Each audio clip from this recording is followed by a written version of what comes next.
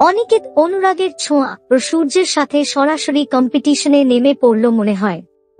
মানে যাই হয়েছে না কেন, পৃথিবী উল্টে যাক, পাল্টে যাক, সুনামি আসুক কিংবা ভূমিকম্প, বাংলা সিরিয়ালের নায়ককে কখনো একা রাখা যাবে না।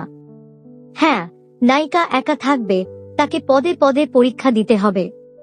কিন্তু নায়কের ক্ষেত্রে শুধু একটাই ক্রাইটেরিয়া, তাকে সিঙ্গেল রাখা যাবে না, তার সাথে একটা নায়িকা দিতেই হবে।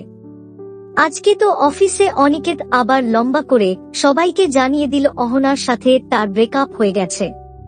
মানে বুঝতেই পারছ অনন্যার, তার মানে সব দিক থেকেই গ্রিন সিগন্যাল। তারপর সেই কাজটাকে আরো সোজা করে দিল আমাদের মিলিন্দ ভাইজা। মানে এমন সময় সে গুন্ডা নিয়ে অনন্যাকে তাড়া করল যে সে বেছে বেছে অনিকেতের গাড়ির সামনেই পড়ল। তারপরে আর কি, সে হিরোর মত একে একে সব গুন্ডাকে পেটাতে শুরু করল। আর আমাদের সুজরানী অনন্যা ধীরে ধীরে আরো পাগল থেকে পাগলতর হতে লাগলো। আর সত্যি বলতে কি, সেই সিনটার প্রেজেন্টেশনটাও দারুণ ছিল। মানে শ্যামলী তার ভাইয়ের মেয়েকে গল্প শোনাচ্ছে, আর এদিকে ঠিক সেই সময় অনিকেত ও অনন্যার সিনটা হচ্ছে।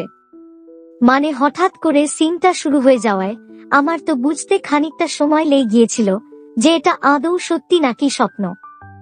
আর হ্যাঁ, এই নিয়ে এটা কিন্তু অনিকেতের 3 নম্বর হয়ে গেল। সো তাহলে কি মনে হচ্ছে, কোন দিকে গড়াতে চলেছে অনিকেত, অনন্যা ও শ্যামলীর সম্পর্কটা? অবশ্যই জানিও কমেন্ট করে। দেখুন কোন গোপনে মন ভেসেছে, সোম থেকে শনি রাত 8:30 শুধুমাত্র জি বাংলায়।